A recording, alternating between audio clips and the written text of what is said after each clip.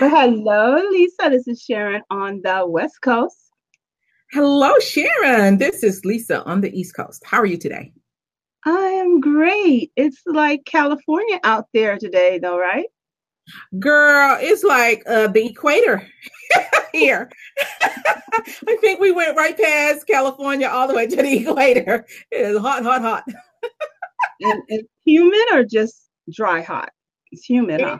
It it depends on what time of day. In the afternoon, it's humid. In the morning, it's just dry heat. But in the afternoon, it feels like you are breathing soup. Yes. So we have pop-up thunderstorms every evening with the atmosphere trying to dump some of that humidity out. I love thunderstorms. So, well, we're talking about the weather, and you have dropped in on Coast to Coast Beauty, and I'm Sharon Davis on the West Coast. And I am Lisa Washington, and I am in hot Atlanta on the East Coast. And this is Coast to Coast Beauty. Yes. Today we're talking about what are we talking about today, Sharon? We're talking about those super parents, parents who have been holding it down all alone, but maintaining strong. Mm-hmm.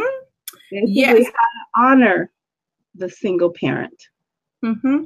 Those who wear who hold down the role of both mom and dad, and there are so many, and they do a great job. They really do. So, yes.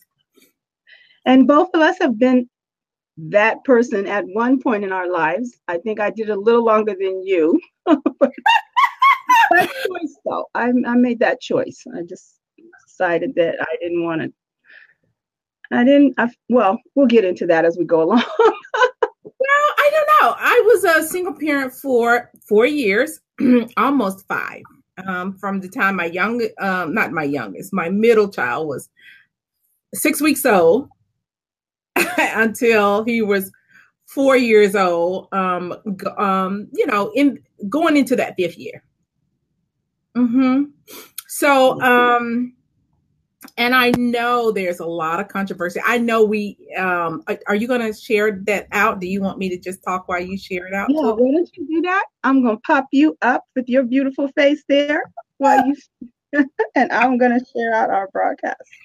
Okay. And I know we came across this topic because we had a previous topic about super women and how some of us are forced into the role of being superwoman, and some of us just chose the role of being superwoman, and all the different hats that we wear. And so this topic actually came out as a combination between 2 of our earlier broadcasts. One was about superwomen, and one was about thoughtful gift giving for men. And so even though that topic of gift giving for men wasn't centered around Father's Day, we got a lot of feedback on it from people who were thinking and applying the tips to Father's Day. And so the topic came up: should single women who wear the role of father, of both mother and father, receive Father's Day gift? And then by default, what about single moms? Single dads, should they also be honored on Mom's Day? And so there was a heated debate out there, and lots of very heated. Yes, it was really warm. That debate was about like the temperature here in Atlanta today, with people lining up on both sides who were very passionate and very adamant about how they felt about it. And since I don't currently celebrate either one of those days, Sharon asked me, what were my thoughts on it? And even though I have in the past done it, I shared my thoughts on the whole debate. but I went a little further. I said, I wonder if this ever hits the news. So I went out there and did a Google search, and oh my goodness, the debate is even hotter out there in the general public than it was with us. I thought we were getting the two extremes interacting with us, but I found out that for years and years and years back, this has been a big debate out there. Yes. So even though we kind of stumbled on it, or not really stumbled, we had it laid into our laps, so to speak, by our loyal listeners and watchers. It is a worthy topic. And so, yeah, we're really happy to have a spirited debate, or not spirited debate, a spirited conversation here today, and look at both sides of the deal, and put a little humor into the conversation, as we are known to do. So that's how we came to this subject, and we decided to wait until after Father's Day, after Mother's Day, after Father's Day, after those 2 days are over, because while they were looming, emotions were very, very high. Now they're over. Hopefully people have calmed down, and we got a little time before it comes up next year again. Yeah. Okay. Yes, there was quite a bit of controversy. I was like, whoa. Yeah. And because I went ahead and, you did the Google search, and I just actually started talking to individuals who, have been in that situation. Either they are currently single parents or they are single parents. And then I even talked to, wow. I thought that was turned off. Okay. And then there was even some who I talked to were raised by one parent or the other. And that was where I really got the most kind of surprise. I mean, I have to tell you, even my own daughter surprised me on that topic. I'm like, oh, wow. I can't wait to hear that. I asked her, well, what do you think? She said, well, moms are moms and dads are dads. Moms can't, I'm trying to do her voice, moms can't be dads. I'm like, well, I remember being out there playing basketball, and doing all the stuff I could do with your brother to try to compensate. And I remember making sure that I strategically brought men in his life that could, have that positive influence on him and so forth. But yeah, I was surprised to hear her say that. What was really surprising was the fact that they have, during the time that I was a single mom, which was like about 11 years, they always bought me a Father's Day present. In fact, my Father's Day present was usually better than my Mother's Day present.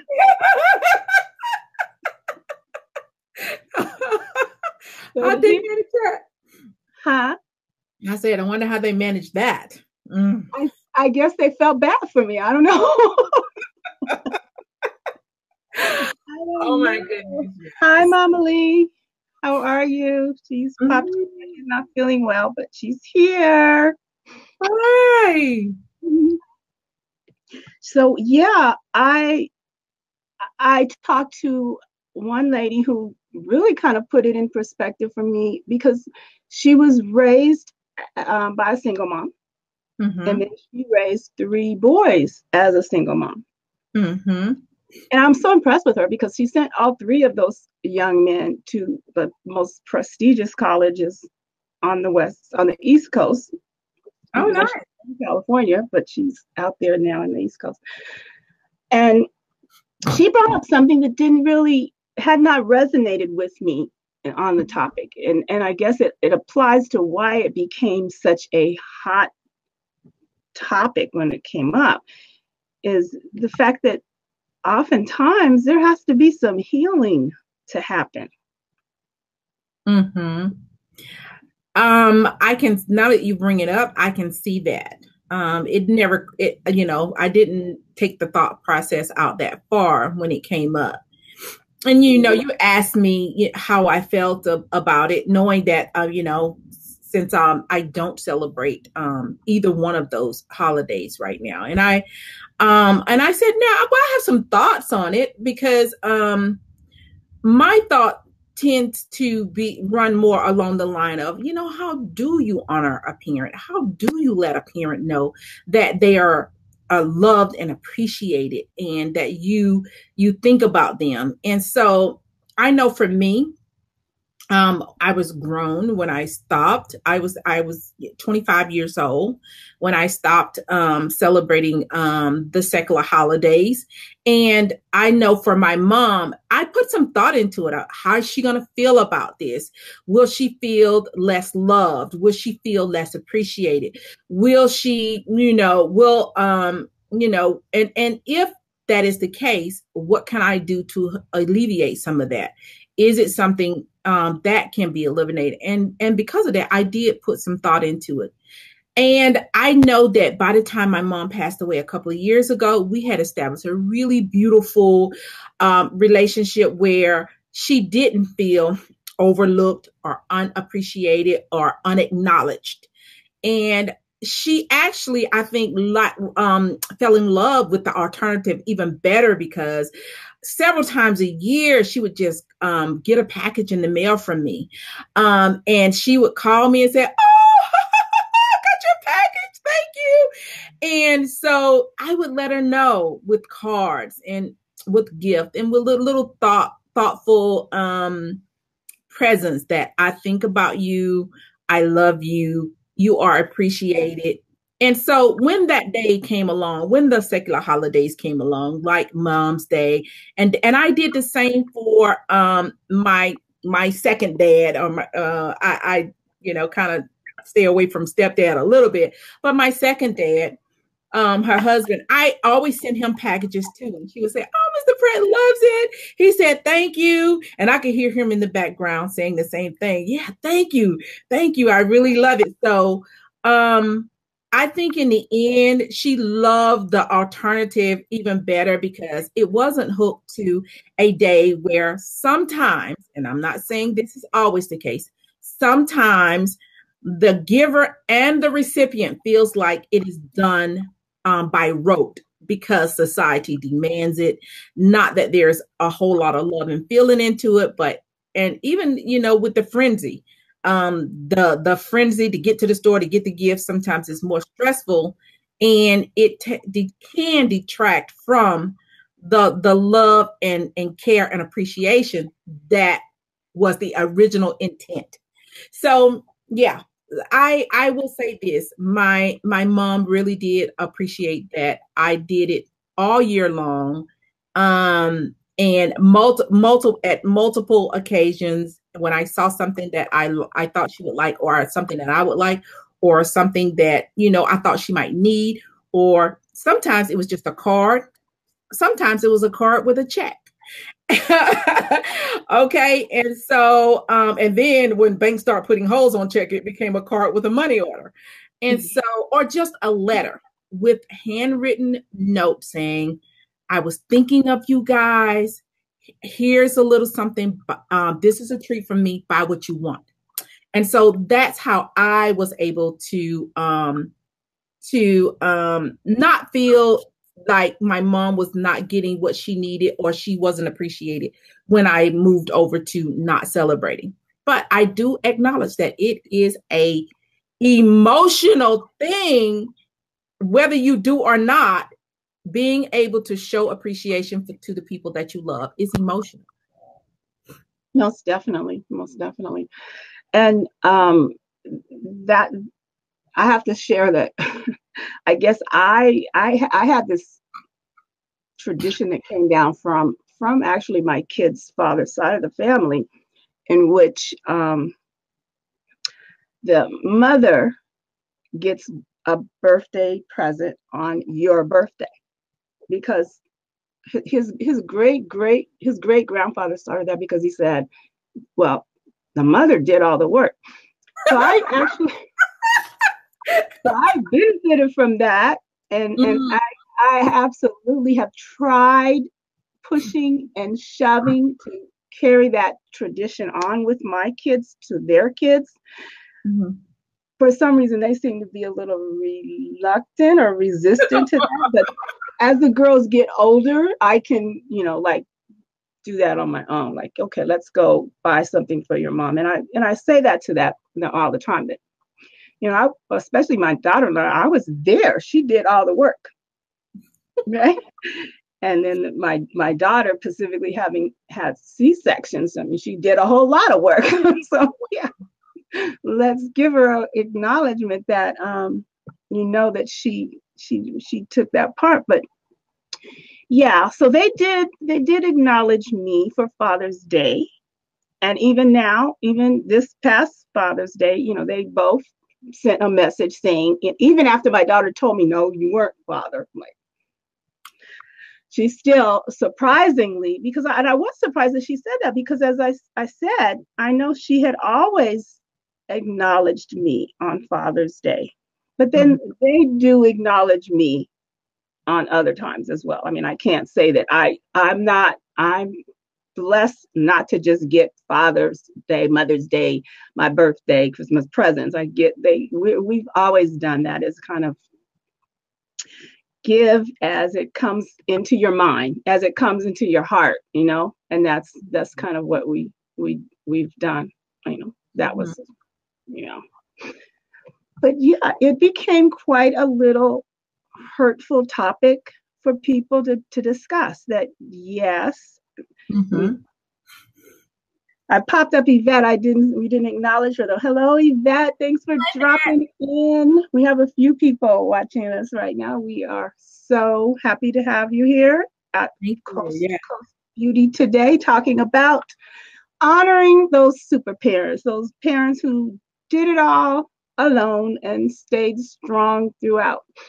I guess the bad part about it is that the whole statistic thing, that's what I really hate hearing, is that just automatically there's a label. If you were raised as under a single parent or a single mom, then, there's something wrong with you.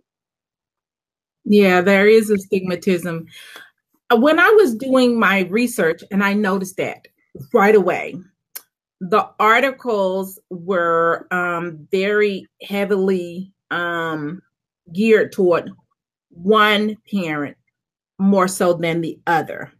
And so even though a single dad has the same responsibility as a single mom, the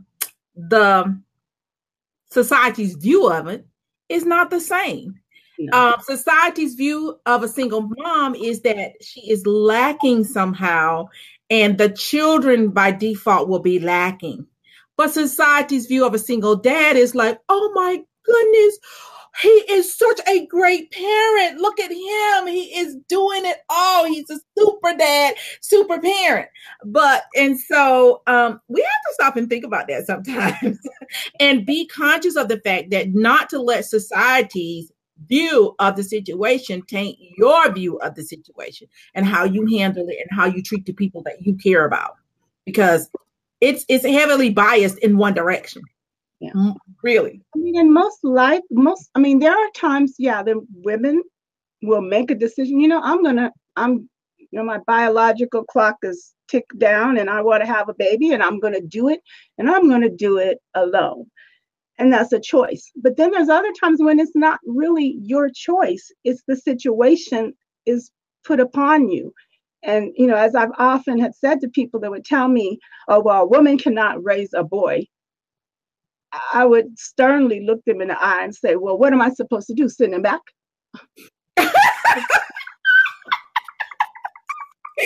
So you do. I mean, as like I do in pretty much every area of my life, I sat down and tried to plan it out. Well, okay, he's going to need this. He's going to need that. I'm going to need to bring in this and this. And it was less of a challenge, I think, for the daughter. And I know for you didn't have the daughter, so you had the whole boy challenge. Mm-hmm. Yeah. I didn't know I needed to teach her to go to beauty shop, get her nails done, take care of herself, learn how to take care of herself. But it's different when it's boys. It is different when it's boys. I'm thankful. But here's something that I also found surprising when I was looking into the situation. There was very little acknowledgement that sometimes you're a single parent because of the death of a spouse. Okay, sometimes, it's not that you divorced or he left or you left. Sometimes it is due to the other parent passing away. And so I was really surprised that, for instance, the people who were very adamant about, oh, you can't be both and you are doing the child a disservice by acting like you can. And they had all these points about how bad of a parent you were for even attempting to be both. But they never acknowledged the fact that sometimes it is through your fault or for your own that you end up being a single parent. Okay. And it's not always because you didn't try hard enough in the marriage, because spouses do die. And then, you end up in that role with a double, monkey on your back, and that you are grieving for a lost partner and you are shoved into the role of being a single parent. And you know what? And if a child watches you do that, you know what? They might feel like acknowledging the fact that they saw what you were doing. They were there. They were paying attention. And so there is that aspect of it that I was surprised that the debate rarely touched on. I went through several articles and I didn't find one single one that touched on that. And I thought, wow, that's interesting. Yeah, that's true. And the other thing is that I think that women, we do have more support in that area. Mm-hmm. In terms of if we're a single parent, there's more support, resources available in the community and so forth for us, as not so much for the dads. I mean, I think in all areas, there's not as much resources for men as there are for women in any particular thing. Whether it's parenting, whether it's assault, just anything, it's just not. And you have a background in this area, and I don't. But if someone had asked me, I would have thought it was pretty, if not equal, but close, because aren't the resources available to whoever wants them? Are there resources out there that say if you're a woman, you can get a single woman who's a parent, you can get them, but if you're a single dad who's a parent, you can't? Isn't that illegal to kind of specify that? Well, it's not so much that, Lisa. It's more that, okay, I'll use the example of, the field I'm most familiar with is domestic violence. Say you have a woman who needs to leave and go to a shelter because of violence. There, probably in even the smallest community has somewhere of 20 facilities that would be able to take her in. Here in Los Angeles County, the size that this county is, there are 2 facilities that can take in a father with children. Oh, wow. So it's not so much that they're not allowed or don't deserve. It's more that the resources are allocated based on the need, and the need is not as high. So when you do need those services, they're just not available, unfortunately. Oh, wow. I can see that. In that situation. Mm-hmm. Okay, so I guess what we've come to talk about so far is that there are challenges when you're a single parent that are not present, usually not present when there are 2 parents in the home. And that if a child saw that and wanted to acknowledge that, is it right or is it wrong? And there are some people that says, and let's just say that most of the articles that I saw blame the parent. Mm-hmm. So for instance, if a single mom received a Father's Day gift from a child, they blame the mom. They're saying that the mom should discourage them. And so I thought, wow, that's interesting that they blame the mom. Gifts? I'm sorry. No, the articles didn't say that they are really encouraging that child and that they are doing psychological damage. That's what the article said. They are doing psychological damages by saying that the man is replaceable, that he's not relevant, and so on and so forth. And I thought, wow, as again, not celebrating, I didn't realize that was such a big debate out there. And I was really shocked at the amount of information that was out there showing that it is a really big issue. When it was first brought up, I thought, oh, okay, yeah, I'll do some research. But I was really surprised at the issue.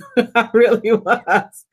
So, but then you know what, that gives me a point of reference in dealing with friends and family and loved ones who do. And so I won't just be speaking out the side of my neck, thinking that my view is the only view. I can then carry on a conversation more intelligently. So I really did appreciate at least finding out about all the different points that go along with this debate right here. Well, I mentioned earlier that I chose to remain a single parent, even though I did not choose to become a single parent, but I did choose to remain a single parent.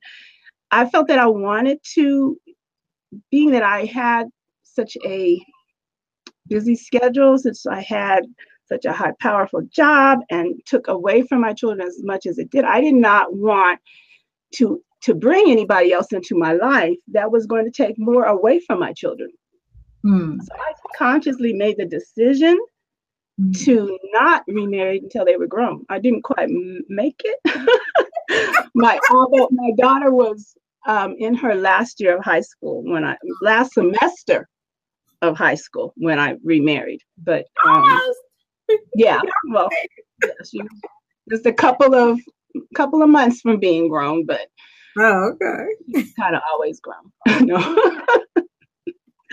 Girls are always like that. But anyway, so I